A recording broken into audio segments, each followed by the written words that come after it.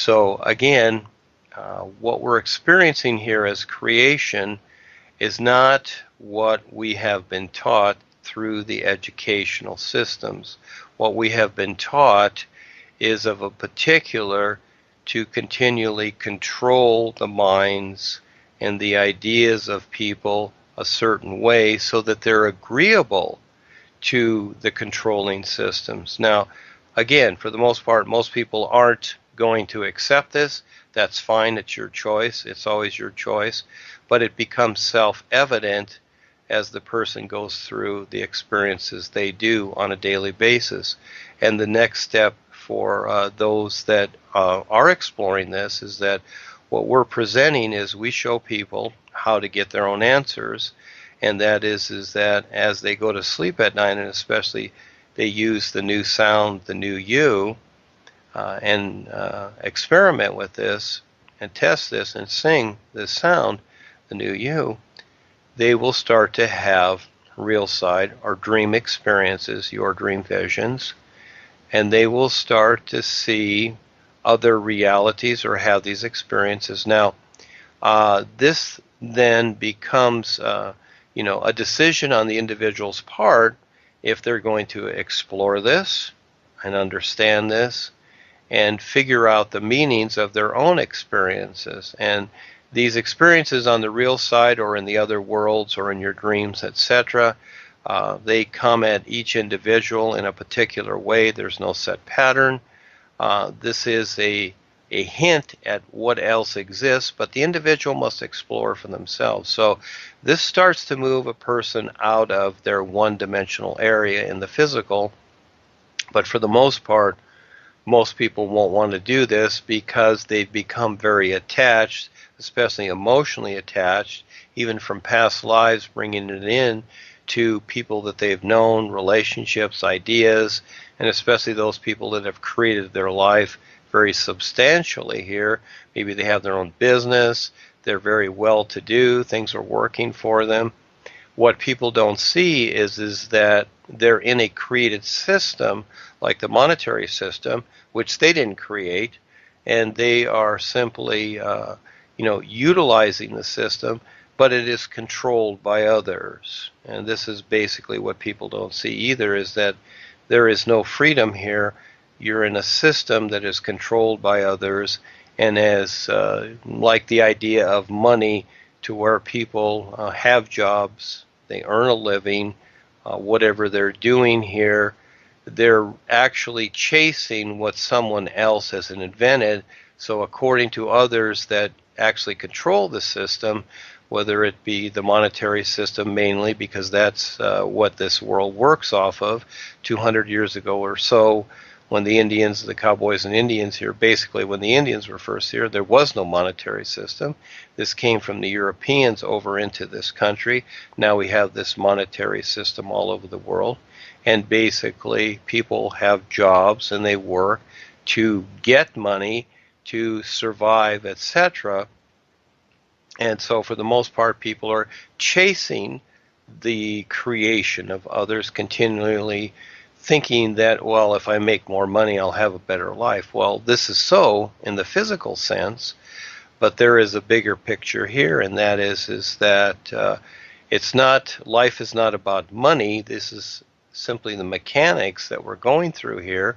And because the system has been set up a certain way, and most of us have agreed consciously or unconsciously to the system, we're in the system and we have to deal with it.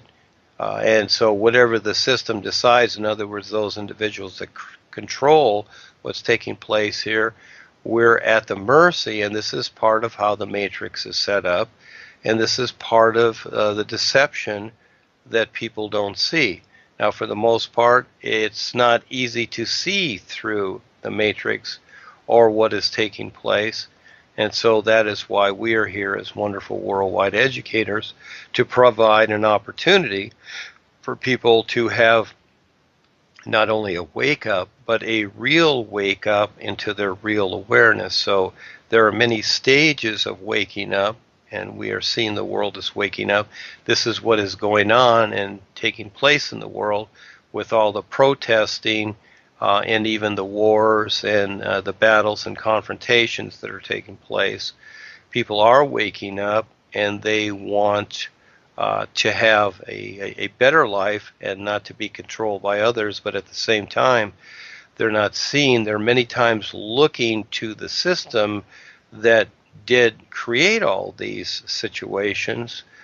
They're not seeing that it's more so than just looking to the system that created these situations and these circumstances and what has been invented here, but that there's a better way than looking for the change that many people want. And this again is a propaganda to the public that the political and religious systems are offering a change to people, when realistically it's not about change. It's about waking up and recognizing what else is real and making better choices.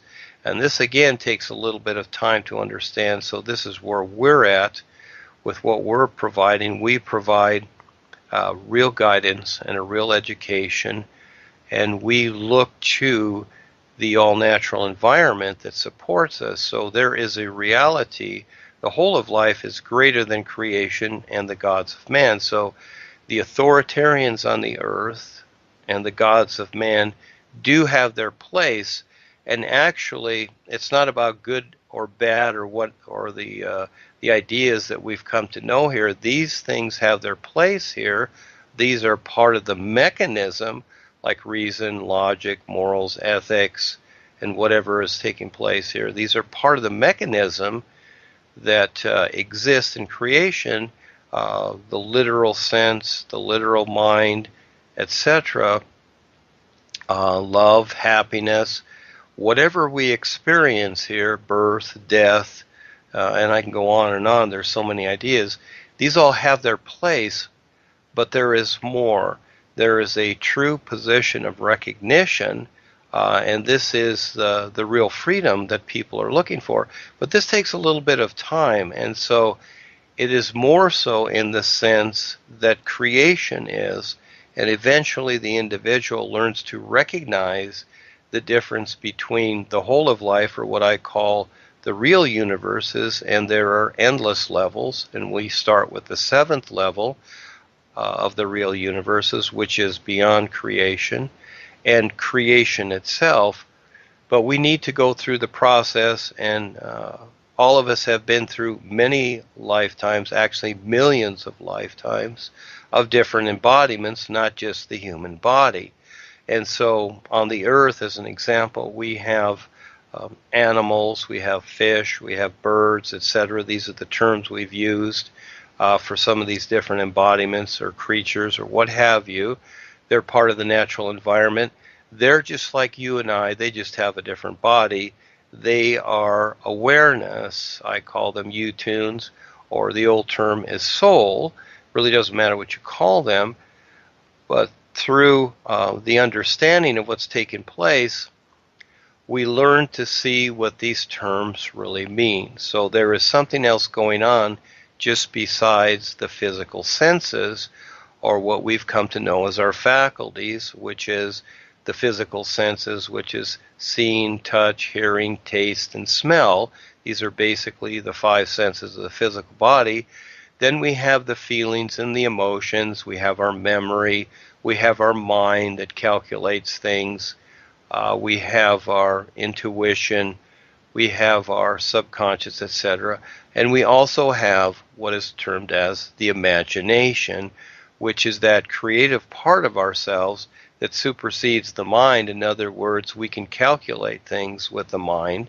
We can teach the mind certain things, like the computers we have today, and it becomes a storehouse because it's really like a computer.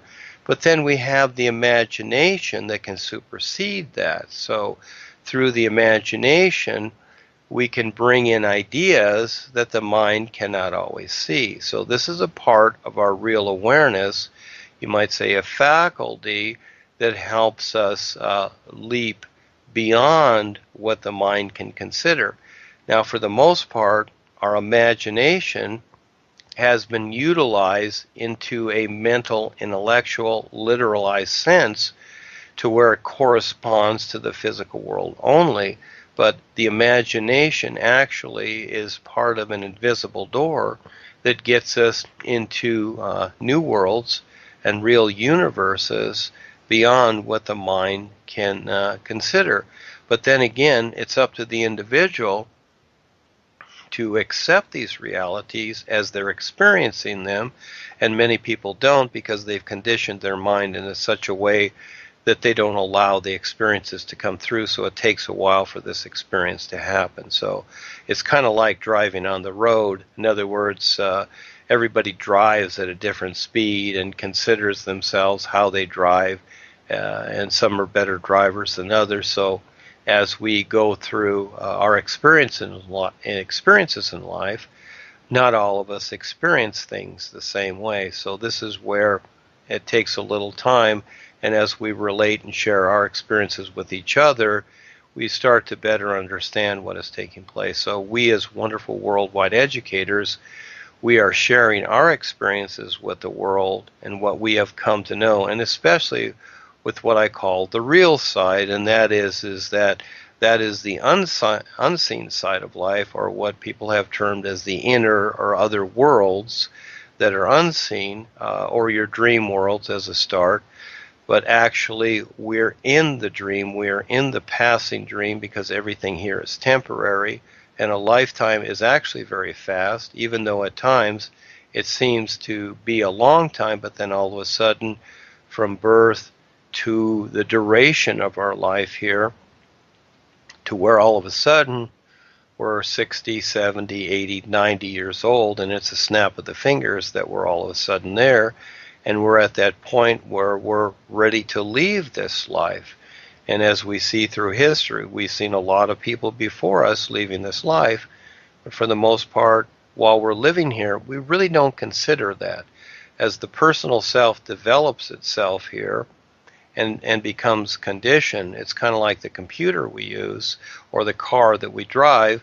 It would seem that when it's new, it's going to last forever, but all of a sudden the day comes when it doesn't. All of a sudden we're driving, and all of a sudden, kapowie, it breaks down, and the same with our computer. It no longer works, and all of a sudden the physical body, at any time, it doesn't work. So as we are going through this experience, we also will experience the transition, or we won't recognize the transition from lifetime to lifetime. Some people do, some people don't. It's all about recognition. And just like when we were, little tots or kids, and we went to school, and the teacher taught us the ABCs, at a certain point we recognized and started to put together and figured out, oh, gee, now I know what ABC means, I know what 2 plus 2 means.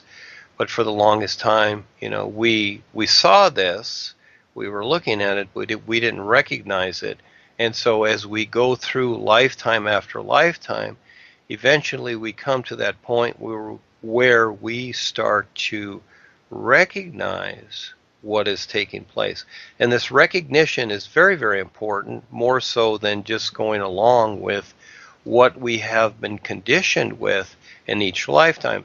And for the most part, we live and we react and we relate to our conditioning. We relate to our environment and what is taking place here, and many times what others create and invent. And so we see, as others become creative, many times we consider, well, I can do that, or I can't do that, or this person is smart, or he's smarter than everybody else, and only he can do it. Well, those that control the earth, that have decided to do so, this is what they want people to consider, that only they, have the privilege of knowing what's taking place.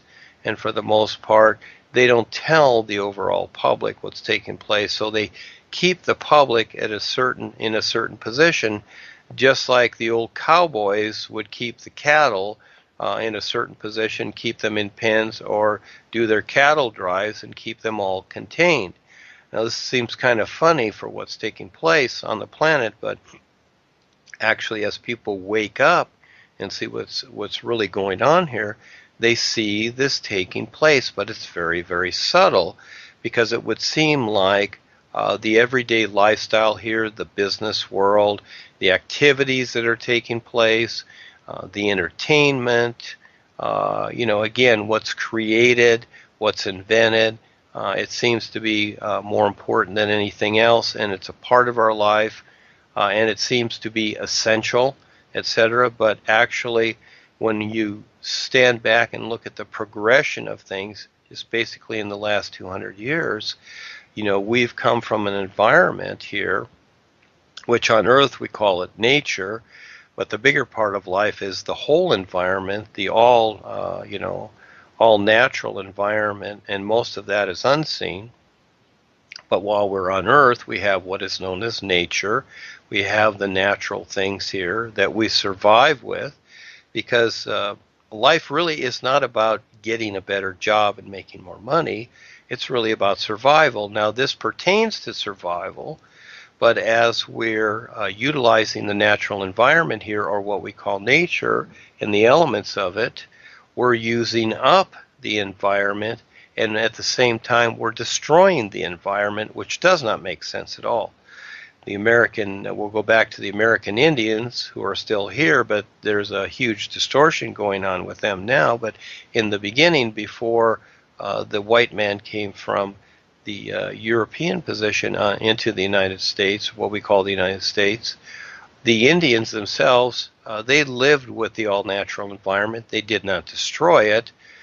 They respected it, and they, what we call Mother Nature, or whatever term, they utilized the ingredients that existed with nature, and in their own way they would replenish it, however that was. They understood the process.